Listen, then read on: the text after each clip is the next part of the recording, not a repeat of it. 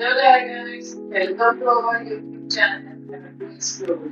I hope you are doing well. हमने पहले तो हमारी न्यूज़ देखी ही होगी, फिर सोशियोलॉजी क्लास की जो सीरीज स्टार्ट की है, उसमें चैप्टर जो है आपका demographic structure of female society, इसमें हम 2 पार्ट्स ऑलरेडी कवर कर चुके हैं और इस वीडियो में हम थर्ड पार्ट शुरू कर रहे हैं।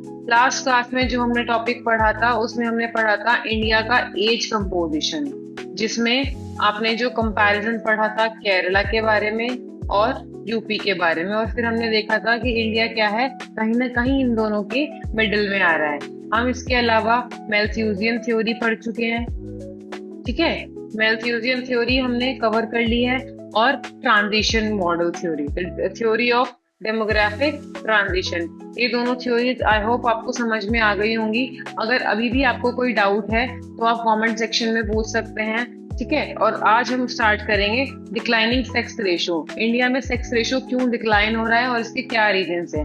अगर सबसे पहले डेफिनेशन की बात करें तो सेक्स रेशो का क्या मतलब होता है, पर 1000 मेल्स की पॉपुलेशन पर कितनी फीमेल्स हैं। पर 1000 जो हमारे यहाँ पर मेल्स हैं उस पर कितनी फीमेल्स हैं, that is our sex ratio. और अगर यही हम चाइल्ड सेक्स रेशो की बात करेंगे तो इसमें हम कंपेयर करेंगे 0 to 6 ईयर्स में कितने आपके ऐसे बच्चे हैं 1000 मेल्स जिन पर फीमेल्स की संख्या कितनी है, उससे कैलकुलेट होता है चाइल्ड सेक्स रेशो। अब जो चाइल्ड सेक्स रेशो है वो हमारे लिए एक और भी ज्यादा बड़ी का कारण है, क्योंकि बहुत सारी स्टेट्स में हम देख रहे हैं यहाँ पर ओवरऑल सेक्स रेशो की सिचुएशन इतनी खराब नहीं है, लेकिन जो चाइल्ड सेक्स रेशो है उसकी सिचुएशन ज्यादा खराब है। जो आपका चाइल्ड सेक्स रेशो, जिसे हम शॉर्ट में क्या कहते हैं, CSR, वो जो है आपका लगातार डिक्लाइन होता हुआ दिख रहा है। और अगर आप स्टेट्स में कंपेयर करोगे तो जो आपका हरियाणा है वो आपके इस मामले में वर्स्ट परफॉर्मिंग स्टेट है, जहां पर जो आपका सेक्स रेशो है ये 800 के आसपास है, या उससे भी थोड़ा कहीं कहीं कम देखने को मिलता है। तो आपके चाइल्ड सेक्स रेशो के मामले में वर्स्ट परफॉर्मिंग स्टेट जो है वो है आपका हरियाणा, ठीक है। अब अगर आगे बढ़े, रीजनल्स को हम कंपेयर कर रहे हैं, स्टेट्स को कंपेयर कर रहे हैं, तो जो आपको मोस्ट मतलब वेल परफॉर्मिंग स्टेट है वो अरुणाचल प्रदेश है, जहां पर सेक्स रेशियो है आपका 972 फीमेल्स ओवर 1000 मेल्स। और लोवेस्ट यानी जो आपका वर्स्ट है, वर्स्ट स्टेट, वो कौन सा है आपका हरियाणा, जहां पर 800 से भी कम है आपका sex ratio, 793 females over 1000 males. अब इसके रीजंस क्या हैं। सबसे पहला रीजन है सेक्स रेशियो डिक्लाइन होने का, मैटरनल मोर्टालिटी रेट। आपको पता है कि जो चाइल्ड बियरिंग का टास्क है, चाइल्ड बर्थ का टास्क है, ये सिर्फ और सिर्फ वुमेन्स ही कर सकती हैं, क्योंकि they are only physically fit for this. तो इसकी वजह से इससे रिलेटेड जितने भी बायोलॉजिकली रिस्क हैं वो सिर्फ और सिर्फ महिलाओं के लिए है। Women only face these biological risk. तो मैटरनल मोर्टालिटी की वजह से भी आपका जो सेक्स रेशियो है वो डिक्लाइन हो रहा है, क्योंकि अगर जन्म देते समय माँ की मृत्यु हो रही है तो उससे महिलाओं की संख्या में कमी आएगी। तो ये एक कारण है। दूसरा कारण क्या है, social bias, severe differential neglect of girl babies in infancy leading to higher death rates. हमारी सोसाइटीज, हमारा सेटअप, हमारा फैमिली कल्चर किस तरह का है, जहां पर आप इंपॉर्टेंस और प्रेफरेंस किसको दे रहे हैं, मेल चाइल्ड को दे रहे हैं, जिसकी वजह से नेग्लेक्ट किसका हो रहा है, गर्ल्स का हो रहा है। और ये एक कारण है डिक्लाइनिंग सेक्स रेशियो का। फिर अब इसके लिए और क्या क्या तरीके यूज करते हैं इस तरह से, मतलब तो sex specific abortion, female infanticide, इन सब की वजह से हमारे यहाँ पर जो सेक्स रेशियो है उसकी स्थिति इतनी खराब है।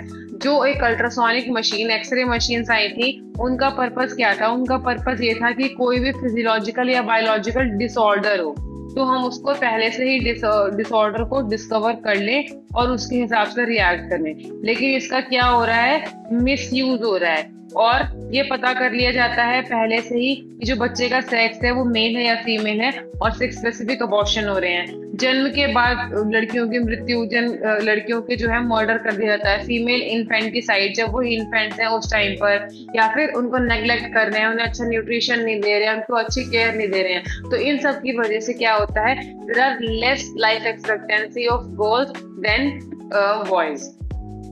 फिर अगर हम आगे बढ़े लिटरेसी की बात करें, तो जिस तरह से हमें रीजनल डिफरेंसेस देखने को मिलते हैं एज कंपोजिशन में, आपके सेक्स रेशो में, उसी तरह से लिटरेसी में भी हमें क्या देखने को मिलते हैं, आपके डिफरेंशिएशन डिफरेंसेस देखने को मिलते हैं स्टेट वाइज, और वेरिएशंस देखने को मिलते हैं। लिटरेसी क्या है? लिटरेसी आपका एक प्री रिक्विजिट है एजुकेशन के लिए। मतलब अगर आप एजुकेटेड हैं तो उसके लिए आपको सबसे पहले क्या होना पड़ेगा? लिटरेट होना पड़ेगा, मतलब अवेयर होना पड़ेगा। जब आपको पता है क्या सही है, क्या गलत है, क्यों जरूरी है, क्यों नहीं है, तभी तो आप एजुकेटेड हो सकते हैं। लिटरेसी, अगर कोई पर्सन लिटरेट है तो उसके क्या बेनिफिट है? वो पार्टिसिपेट करेगा नॉलेज इकोनॉमी में, जिससे कि वो फर्दर जॉब क्रिएशन में हेल्पफुल है। उसको कॉन्शियसनेस होगी करियर ऑप्शंस की, उसे पता है उसके पास क्या क्या करियर ऑप्शंस हैं, वो क्या क्या कर सकता है। हेल्थ के बारे में अवेयरनेस होगी, वो कम बीमार पड़ेगा, तो फिर वो ज्यादा प्रेजेंट रहेगा अपने काम पर। इसके अलावा fuller participation in cultural and economic community wellbeing, हर तरह से उसका पार्टिसिपेशन अच्छा रहेगा, वो हेल्दी रहेगा, नॉलेज रहेगी। तो जो लिटरेट पर्सन है, they contribute more towards their country, towards their family, towards their nation. ठीक है, अब आगे बढ़ते हैं। पॉपुलेशन वर्सेस इकोनॉमिक कंट्रीब्यूशन, एक स्टार्क डिस्कनेक्ट। इसमें हम बात कर रहे हैं कि कौन सा सेक्टर, कौन से जो आपके स्टेट्स हैं पॉपुलेशन में, उनका जो रोल है वो ज्यादा है, किसका कम है। अगर आप पॉपुलेशन डिस्ट्रीब्यूशन की बात करेंगे तो जो अर्बन एरियाज का आपका शेयर है वो इंडिपेंडेंस से लेके अब तक लगातार क्या हो रहा है? इंक्रीज हो रहा है। लेकिन इसके बावजूद भी वो अभी भी जो है पॉपुलेशन में उसका शेयर कम है। अभी भी जो इंडिया की मोस्ट पॉपुलेशन है वो कहाँ रिसाइड कर रही है? रूरल एरियाज में रह रही है। The vast majority of India's population historically lived in rural areas and still continues to live in rural areas. लेकिन अगर आप एग्रीकल्चर में जीडीपी शेयर की बात करेंगे, अब लोग रह तो रूरल एरियाज में रहे हैं, काम तो वो कर रहे हैं एग्रीकल्चर का, लेकिन जीडीपी में अगर शेयर की बात करें तो ये जो इतने सारे लोग हैं, आप ये देख लो, मान लो इंडिया की ये पूरी पॉपुलेशन है, जो आपका ब्लू और येलो सर्कल, ये पूरा सर्कल मिला के, इसमें जो लोग ये पूरे ब्लू में आ रहे हैं, ये सारे रूरल एरियाज में रह रहे हैं, और जीडीपी में कितना सा पार्ट शेयर कर रहे हैं? सिर्फ 1/6। और जो बाकी के सेक्टर्स हैं, जो अलग अलग जगहों पे रह रहे हैं, अलग अलग काम कर रहे हैं, उनका कंट्रीब्यूशन क्या हो गया? 5/6। तो जो एरिया में सबसे ज्यादा लोग इन्वॉल्व हैं उसका कंट्रीब्यूशन हमारे जीडीपी में सबसे कम है। अब जीडीपी क्या होता है? Gross domestic product. अब जीडीपी की क्या डेफिनेशन है, ये आप मुझे बताएंगे कमेंट सेक्शन में। सिर्फ फुल फॉर्म नहीं बतानी है ग्रॉस डोमेस्टिक प्रोडक्ट, आपको इसकी डेफिनेशन बतानी है कि ग्रॉस डोमेस्टिक प्रोडक्ट का क्या मतलब होता है, ये आप कहीं ना कहीं पढ़ चुके हैं। ठीक है, अब इसका आउटकम क्या हो रहा है? जो हमारी majority of population rural areas में रह रही है, वो जो काम कर रहे हैं उसकी रिलेटिव इकोनॉमिक वैल्यू कम है, वो काम ज्यादा कर रहे हैं, उसकी इकोनॉमिक वैल्यू कम मिल रही है, जिसकी वजह से जो एग्रेरियन लाइफ है उसकी इंपॉर्टेंस धीरे धीरे क्या हो रही है? कम हो रही है। जो एग्रेरियन लाइफ है उसकी इंपॉर्टेंस कम हो रही है, स्पेशली रूरल एग्रेरियन लाइफ की। रूरल एग्रेरियन लाइफ की जो इंपॉर्टेंस कम हो रही है, इसकी वजह से क्या हो रहे हैं? लोग कहाँ पर डाइवर्ट या अट्रैक्ट हो रहे हैं? अर्बन एरियाज में। वो क्या करना चाहते हैं? अब दूसरे काम करना चाहते हैं जहां पर उन्हें फिक्स्ड इनकम मिले। जैसे कि रूरल एरियाज में उनके पास मेजर काम क्या है? एग्रीकल्चर। और एग्रीकल्चर आपका किस पर डिपेंड है? क्लाइमेट पर। एग्रीकल्चर आपका क्लाइमेट पर डिपेंड है पूरी तरह से, तो इसलिए लोग इस काम को छोड़कर क्या करना चाहते हैं? ऐसे काम करना चाह रहे हैं जिसमें लेस रिस्क है। जो लोग रूरल एरियाज में रह रहे हैं वो भी अब एग्रीकल्चर छोड़कर नॉन फार्मिंग एक्टिविटीज जैसे कि डेयरी, ट्रांसपोर्टेशन या कोई भी और काम करने के लिए तैयार हैं, लेकिन अपने आप को केवल एग्रीकल्चर तक सीमित नहीं रखना चाह रहे हैं। कुछ लोग तो ऐसे भी हैं जो डेली डेली अप डाउन कर रहे हैं रूरल से अर्बन एरियाज के काम के लिए। अब जो रूरल एरियाज से जो लोग अर्बन एरियाज में माइग्रेट कर रहे हैं, तो उससे क्या हो रहा है? अर्बन एरियाज में पॉपुलेशन बढ़ रही है, रूरल एरियाज में पॉपुलेशन कम हो रही है, एग्रीकल्चर की सिग्निफिकेंस कम हो रही है, इंडस्ट्रीज की सिग्निफिकेंस बढ़ रही है। तो कुछ फैक्टर्स हैं जो रूरल अर्बन माइग्रेशन को बढ़ावा दे रहे हैं। जो माइग्रेशन हो रहा है वो किस दिशा में हो रहा है? रूरल से अर्बन एरियाज में। तो अब ये जो फैक्टर्स होते हैं इन्हें हम 2 पार्ट्स में डिवाइड कर सकते हैं। एक है आपके पुश फैक्टर्स, एक है आपके पुल फैक्टर्स।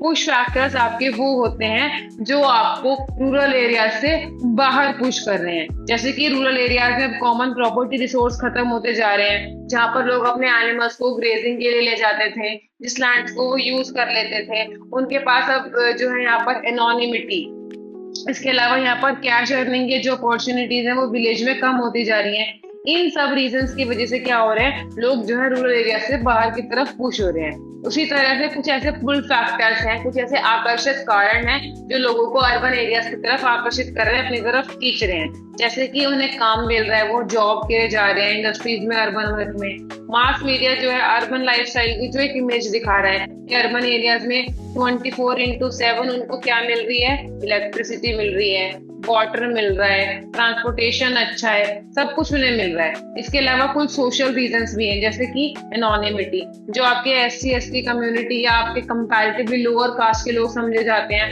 जिन्हें रूरल एरियाज में डेली डेली क्या होता है, ह्यूमिलिएशन फेस करना पड़ता है। अब क्योंकि जो अर्बन एरियाज है वहां पर क्या है, एनोनिमिटी है।